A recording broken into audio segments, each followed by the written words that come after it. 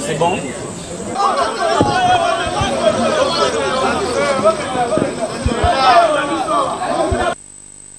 Alpha.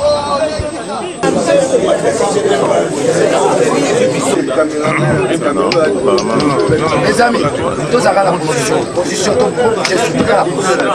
Quand on dit tout ça, vous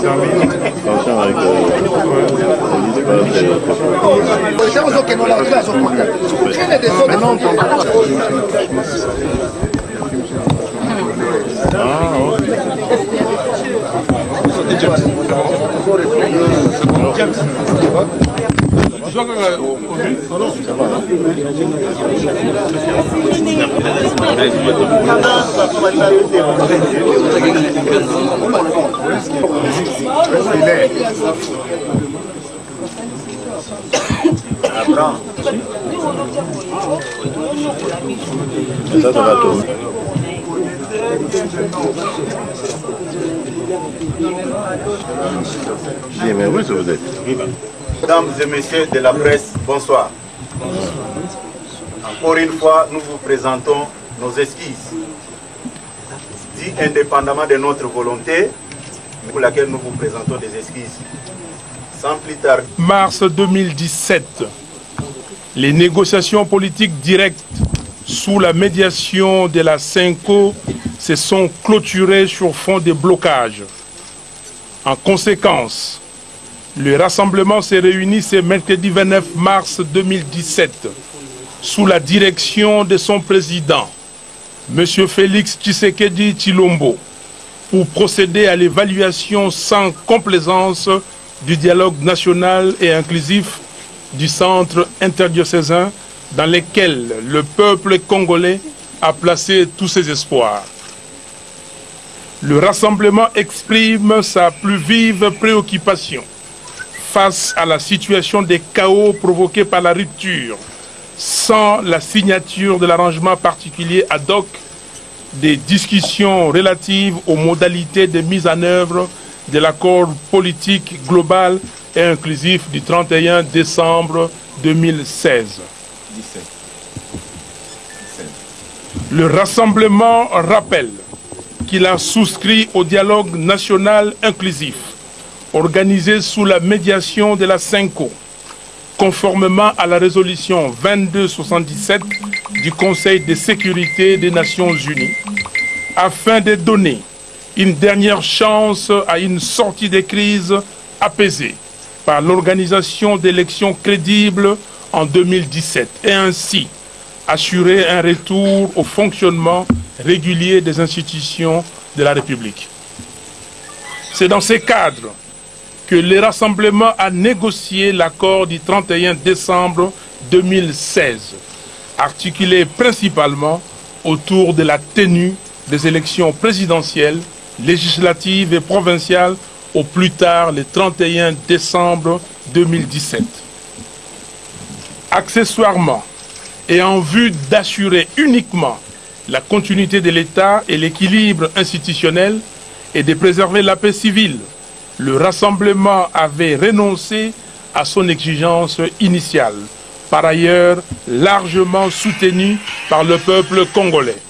Du départ de M. Joseph Kabila de la présidence de la République démocratique du Congo à l'échéance de son deuxième et dernier mandat, le 19 2016. La contrepartie à cette concession faite à M. Joseph Kabila a été le droit reconnu au rassemblement de diriger le gouvernement de la République et de présenter à cet effet le Premier ministre à sa nomination, ainsi que le droit pour le rassemblement d'animer par le président de son conseil des sages le Conseil national de suivi de l'accord et du processus électoral. Il apparaît aujourd'hui que la bonne foi du rassemblement s'est butée à la mauvaise foi caractérisée de M. Kabila, qui ne veut pas quitter le pouvoir et par conséquent sabote toute initiative tendant à organiser les élections crédibles pour une alternance démocratique en RDC. Dès lors que le processus devant conduire la mise en œuvre de l'accord est ainsi compromis, le consensus dégagé pour l'acceptation de M. Joseph Kabila comme chef de l'État pendant la courte période préélectorale et électorale est rompu. Pour y parvenir, M. Joseph Kabila et sa famille politique, déterminés plus que jamais à rester au pouvoir par la force, font fi des mesures de décrispation politique préconisées dans l'accord. Ils orchestrent l'insécurité sur toute l'étendue du pays. Ils multiplient les violations massives des droits de l'homme et des libertés fondamentales. Ils affichent une indifférence coupable face aux crimes de guerre et aux crimes contre l'humanité. Crimes perpétrés ouvertement, de manière systématique et générale, dans le cadre des opérations militaires contre les populations civiles au Kasaï. Bien plus, ils se distinguent par un cynisme criminel et une arrogance que rien ne peut justifier face à la paupérisation accélérée de nos concitoyens. Le tout dans le but d'empêcher la tenue des élections. De tout ce qui précède, le rassemblement tire la conclusion que M. Joseph Kabila ne veut ni de l'accord du 31 décembre 2016, ni d'une issue pacifique à cette crise. Il n'a renoncé ni à son projet de rester indéfiniment au pouvoir, ni à celui d'organiser à cet effet un référendum constitutionnel. Le rassemblement rappelle à l'opinion nationale et internationale qu'en bloquant délibérément le processus électoral et en désacralisant les institutions républicaines, réduites en simple instrument de conservation du pouvoir, M. Joseph Kabila, sa famille politique et leurs alliés sont les seuls responsables de la situation de crise politique, sécuritaire, économique et sociale que connaît actuellement la République démocratique du Congo et qui frappe durement le peuple congolais. Dès lors, comme toutes les autres institutions de la République, M. Kabila est dépourvu de toute légitimité. Il ne peut par conséquent s'ériger en arbitre d'une crise qu'il a intentionnellement créée. M. Joseph Kabila est l'incarnation de la crise. Il ne peut en aucun cas en être la solution. N'est-il donc pas aujourd'hui le problème congolais? Je vous remercie. Le peuple congolais ne s'est pas trompé en se mobilisant spontanément à Kinshasa comme à l'intérieur du pays contre les manœuvres du pouvoir tendant à empêcher la mise en œuvre de l'accord du 31 décembre 2016. Il a ainsi démontré sa maturité et son engagement politique. Merci. Maintenant, le président du rassemblement va continuer l'adresse. Face à ce tableau sombre qui vient d'être brossé, le rassemblement, par ma voix, exprime à l'accord du 31 décembre 2016 et à la suite de notre peuple, nous récusons toute solution en dehors de la mise en œuvre diligente et conforme de cet accord. C'est pourquoi je lance un appel solennel au peuple congolais à se prendre en charge et le rassemblement décrète un plan de mobilisation générale contre la réinstauration de la dictature dans notre pays, axé sur les actions ci-après. À dater de ce jour, je demande au peuple congolais de 1. Demeurer en état d'alerte et de résistance. 2. Contribuer à la réussite de la journée ville morte sur toute l'étendue du territoire national le lundi 3 avril 2017. 3.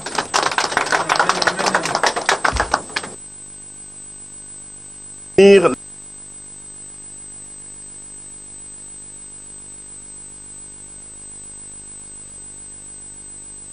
2017. Et enfin, 4. Participer massivement à la marche pacifique annoncée par l'UDPS pour la date du 10 avril. Notre manifestation publique pacifique pour revendiquer l'application de l'accord de la Saint-Sylvestre du 10 au 24 avril 2017. Je vous remercie. Merci beaucoup, Monsieur le Président.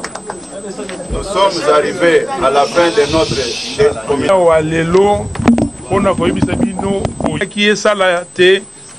accord autosigné yako pona Premier ministre.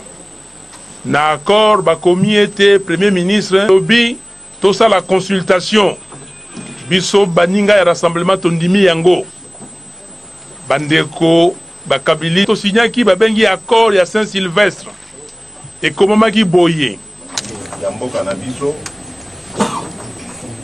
to sengi biso epele bakufa likolo ya likambo oyo ya démocratie oyo ba dictature ezali na mboka toboyaki likambo ya mobulu ekota na mboka topesi mwa chance kovanda na mboka oyo batala bokonzi ya sika ndenge koya mpe ekokamba mboka me nyonso mwana mboka yango tolobi likambo ya liboso totelemela yango na ya mibale tosengi bana mboka nyonso mpona kolakisa ke basepeli te na likambo oyo euti osalema na 5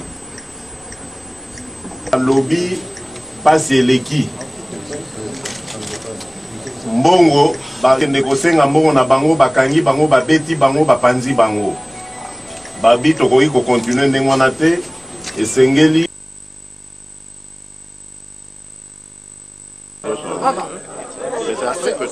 mais non. Regarde, va jusqu'au bout. Oui, attends. On arrête ici à 12. Soit au vu.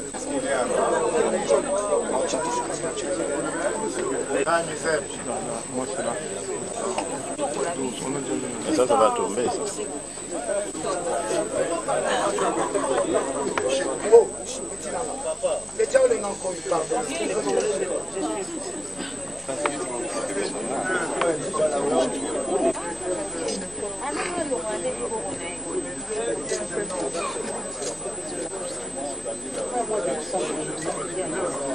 Le 27 mars 2017.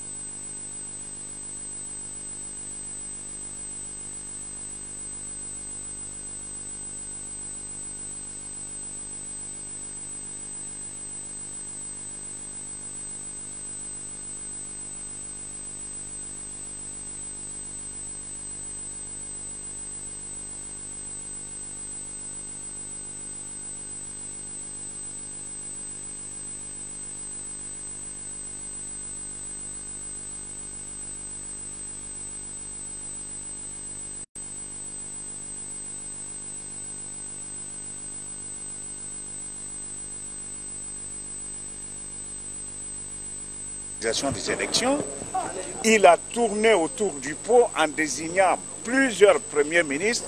À la fin, il s'est retrouvé ailleurs. Mais aujourd'hui, nous sommes dans le même schéma.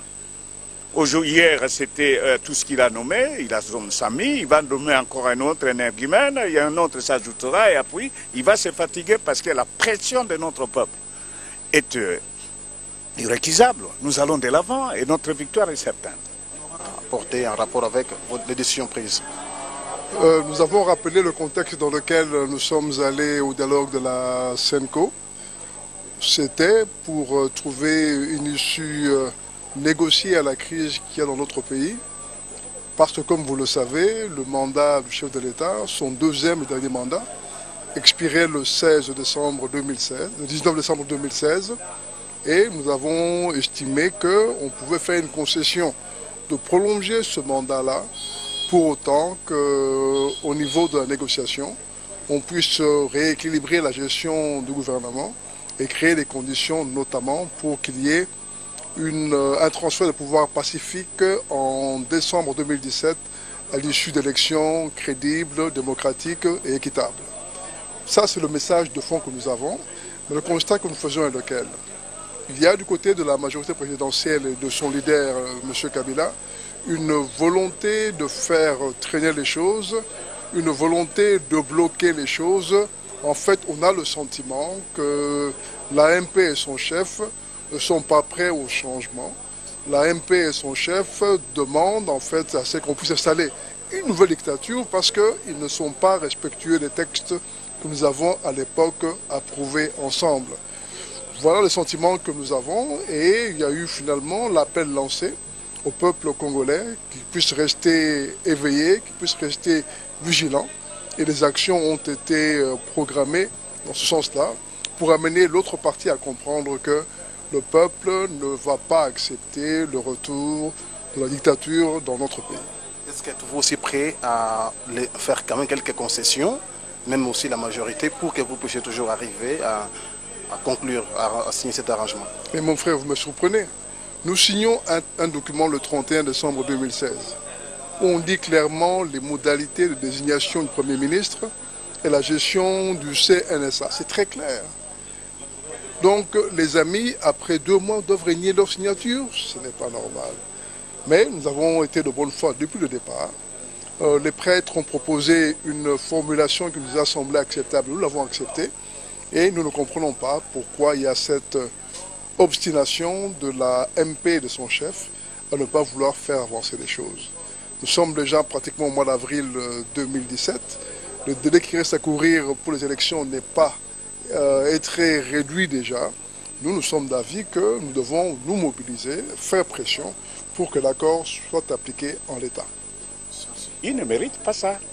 Inclusif, où on a décidé d'abord du 1+3, puis après c'était 1+4, parce